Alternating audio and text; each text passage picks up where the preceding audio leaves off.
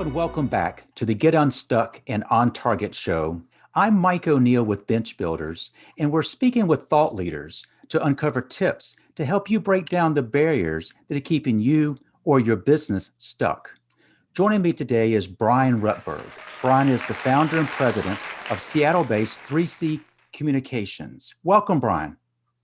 Mike, good afternoon, and hello to our watchers and listeners. Well, it's good to have you back. For those who don't know Bryan, Bryan was an expert panelist on our webinar series, and I've asked Bryan to come back and share how he and his company works with leaders in sales and marketing and customer support to build more profitable and long-lasting relationships with their customers. And as we're thinking about how COVID has impacted our economy, it just strikes me, and I hope it strikes our listeners, of how critically important it is to be keenly aware of our customers and the value they bring. So let's just jump right in. Bryan, the name of your business is 3C Communications. What does 3C stand for? Well, one of the joys of owning a business is you get to make these decisions, and you can sort of represent what you want. When I started the business, I referred to it as you've got to create your message, communicate it out, but it's most important to connect with the audience that you want to reach, create, communicate, connect. And over time, that's taken on, my clients have led me in a new direction with it. Now I tend to refer to 3C as the customer connection company, helping, as you said, companies build stronger, longer lasting, more profitable relationships with their customers. But it's all about the customer, whether you think about it with the communications first, or you think about all the things that go into building great customer experience. Let's call it the customer connection company, shall we? That we will. And you made reference to the value of the right customer relationships, but you've also introduced me to this notion of customer lifetime value. What do you mean by that phrase? Well, and it's certainly nothing I can lay claim to as my own. CLV or CLTV, customer lifetime value, is a fairly well established concept out there in the world that I live in of what is it worth on a purely financial perspective. What is it worth to have a customer through the lifetime of your relationship? So if you're selling diapers, you might have a customer for a year at a time. If you're selling life insurance, you might have a customer over the entirety of their lifetime. And if you're a retailer or you are a professional services provider, it's largely up to you and how you treat your customers and how they feel about you, just how long that relationship goes on and what they're going to tend to spend with you versus your competitors or other choices that they have. I hope this question is not too technical, but we've got leaders who are listening in. If you were to kind of, in broad terms, share with us, how do you kind of calculate the customer lifetime value? What are some things that we need to be mindful of? And this one's fairly straightforward because it is just an equation. What we can talk about is that it leaves a few things out that I consider to be important, and companies find out are equally important to the financial value. But how much is your customer or client spending with you in a given transaction? How often over a particular time period do they do that transaction?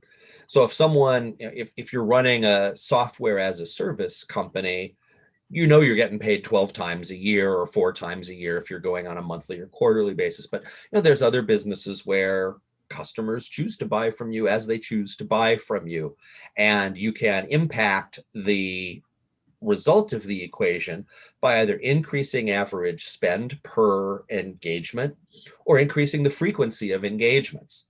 And then the last very critical component of this 3-part equation is, what is the lifetime of the relationship? So if I'm selling you cars, do I want you coming back every 3 to 5 years to buy cars? If you're going to another dealer I've lost out because I only get one bite at the apple with you. If I'm selling you and your family cars for a lifetime and you're doing, hey, you've got a much higher customer lifetime value. So it's average spend per transaction, total number of transactions multiplied by each other, and then multiplied by how long is the overall relationship. That gives you your formal CLV or CLTV. You've given us a very exact way of calculating that, but you've also have shared with me before we were even recording this podcast, this idea of customer closeness. And I suspect that's probably a little bit harder to quantify. But when you use the term customer closeness for our listeners, what do you mean by that? Yeah. Well, and this is the part where I love living my life, because there's lots of people who, marketing leads and sales leads, they spend a lot of time on those elements of the equation, especially how much is being spent in this transaction, and how Mm-hmm. do I get upsell or how do I get cross sell, and increasing the frequency of transactions. There's less science put behind how long do I keep this customer over, what period of time and how many transactions. But even there, you get kind of a bloodless number, and it can remove the human on the other end of the transaction from your thinking. Where I will always help clients think about how to improve customer lifetime value, and indeed all the stuff I do should flow back to that.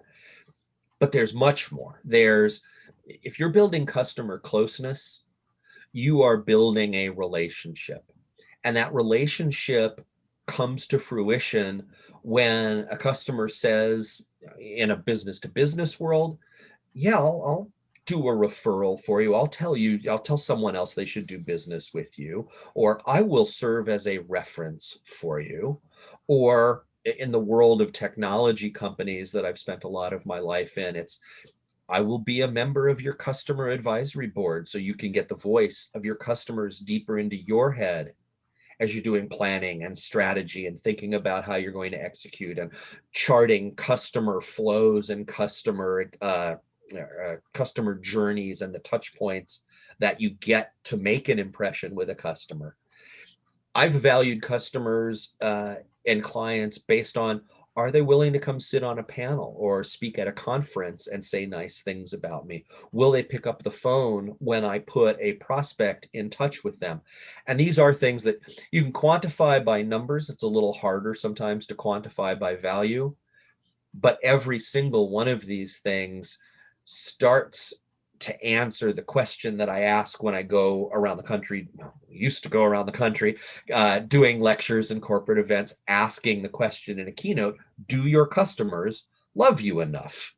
Now, that's what I love to get at. It's, how do you start to feel so passionate about a product, or how do you get your customer to feel so passionate about your product, your service, the underlying company, the way they get treated, that they will, in word, deed, and spend, demonstrate that love and feel like it's returned in a real way. I love this expression, do your customers love you enough? It really gets through the quantitative discussion we just have, and it kind of asks those questions. And you've been stressing the power of relationship. And I Yes. think you're trying to highlight that customers are not necessarily there for transactions. You're trying to encourage leaders to be mindful of these customers. If you are in relationship with them and you're striving to be closer to them, that deepening of the relationship will probably in the long term most definitely impact the long term lifetime value of that relationship. For sure. And let's be clear, we all of us somewhat know intuitively, the old saw, the customer is always right. You still want to look at your customer base. All of us who have been fortunate enough to work in companies or grow companies to the point where, I do a certain amount of work with startups, or used to be startups, who still think of themselves as on a fast growth trajectory. Early in the life of a business, you're spending an incredible amount of time just trying to, new deals in the funnel, new deals in the funnel, new deals in the funnel. And at some point you wake up and look around and say, I've actually got a business here, And I've got this gold mine of existing customers. Now I need to start thinking about how do I turn that into an engine for more growth. Yes, continuing to fill the pipeline, and that's where referrals and references come in, because those help reduce the cost of sales. They help introduce you to people who are already predisposed to liking you because they know someone else who likes you, and that influencer sale is very powerful. But it's also folks who can spend more with you and who you can bring out the love in.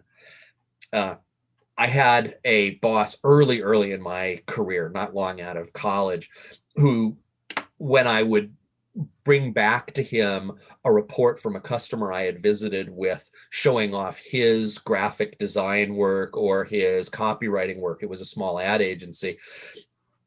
If the client had the temerity to so much as suggest a change to anything that this creative genius, whose name was on the door of the firm, thought, he would, half kidding, pull himself up to his full. This man was maybe 6'5", 6'6", former college football player. He had rounded out a little over the years, but he was still an impressive figure. And he would just sort of put his hands on his hips and scoff, "Customers, they should only be allowed to write checks."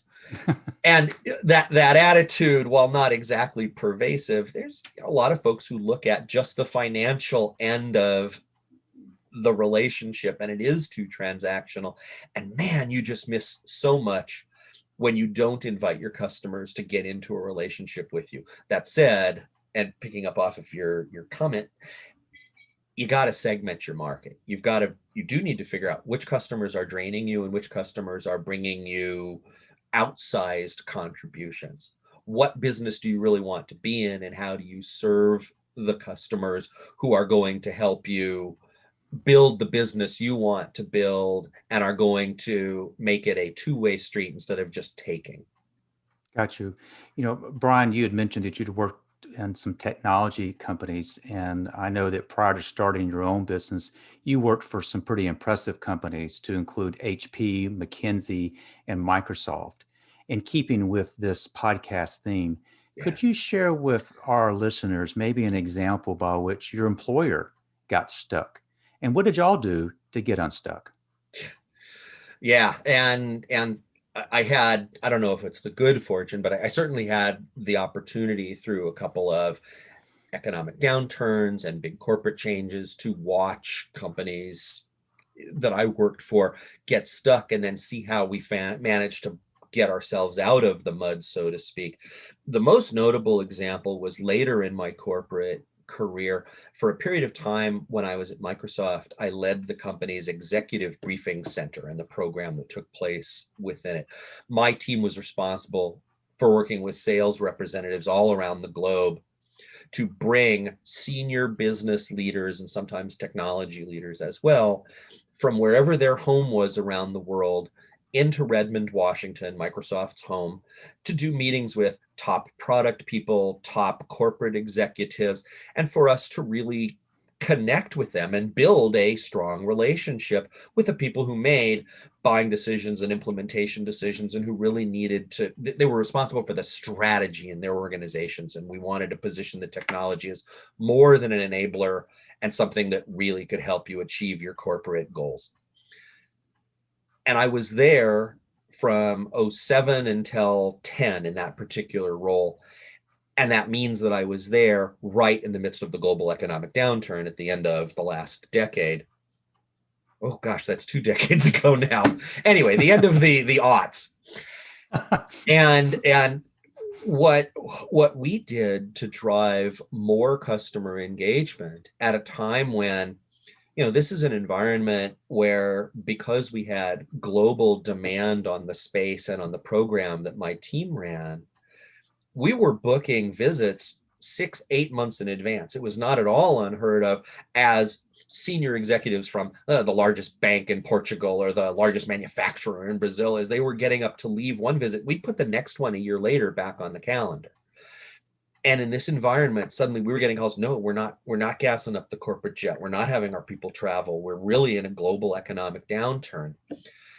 And my boss on the one side and my team on the other, and I kind of looked at this and realized the quality of this asset that we had and how to make sure that it didn't go to waste during a time when travel was a little dicier. We helped Microsoft literally get unstuck and helped several of our clients, customers get unstuck by saying to our, an important audience for us, the global sales organization and the management of it, you know what, we're opening our doors wider than usual. It used to be that there was only a limited number of Microsoft customers that we would invite to come join us for this incredible experience that we gave. And we turned that rapidly into, nope, we've got 16 briefing rooms. We want to keep them as full as we can. We're going to waive our requirement that you book far in advance. If you've got a deal that feels like it can go down, if you use this facility and our services, we're ready to start creating bespoke programs that we can put together in a short period of time. We started doing, and this is 12 years ago, we started doing video conferences where we brought our speakers into rooms and we engaged customers who were sitting in their home offices, a whole new model for Microsoft. And we started saying to sales reps around the world, if you've got something that feels like it can close, work through your country management, but we're not keeping any of the usual restrictions on. Let's get deals working. And obviously, we now know that that recession did indeed end, but Microsoft maintained a great business flow even during that, as we started being able to change not just the way we engaged with our customers, but the story that we told them about how to enable cost savings and bringing more profit down to the bottom line through the use of technology. So that's kind of a long answer, but yeah, we were stuck. We didn't know where things were going to go when suddenly we had people who had visited with us every year saying, yeah, I'm not going to make it this year. And we were looking at empty rooms, which is the bane of our existence. Bryan, that illustration seemed like a perfect way to kind of highlight what are we dealing with now, and that is, in many respects, the exact same issues are presented. There's concern about travel, be it because of COVID or because of economics. But what would really intrigue me about the example you just shared is the company, Microsoft, a huge company that had basically a machine in place designed 1 year in advance to offer this type of top line experience for big customers, is that y'all stepped back and said, we've got capacity. Why don't we fill that capacity? And the fact that they were willing to be nimble and change on the fly, it sounds like that served Microsoft well. Well, and for those of us who were behind proposing this shift to senior management, because you can imagine the executive briefing center is a place where back in those days, I think Bill Gates and Steve Ballmer were regular visitors to meet with senior executives from our top customers. The fellow who was then the chief operating officer of the company. I mean, this was an executive environment, so we knew we had eyes on us. So when we raised our hands and said, here's what we want to do, here's how we want to pivot, it wasn't just good for Microsoft. It didn't do any harm to any of our careers past that point too, because we got a reputation for being nimble and thinking of company first, but it was really, little secret, customer first. And it was, it was all the things you said and more. We felt great pride at helping the company figure out a way out of, or a way through, this situation, which we had nothing to do with. We hadn't brought it upon ourselves. We just knew we needed to be nimble in order to figure out a new way around. So, Bryan, you've given us some very solid suggestions on how leaders should step back and look at customers, maybe through a fresh lens. If I was to ask you to kind of reflect on the time we've been together, and you were to kind of summarize the things you want to make sure our listeners have in their mind as takeaways, what might that be? Yeah.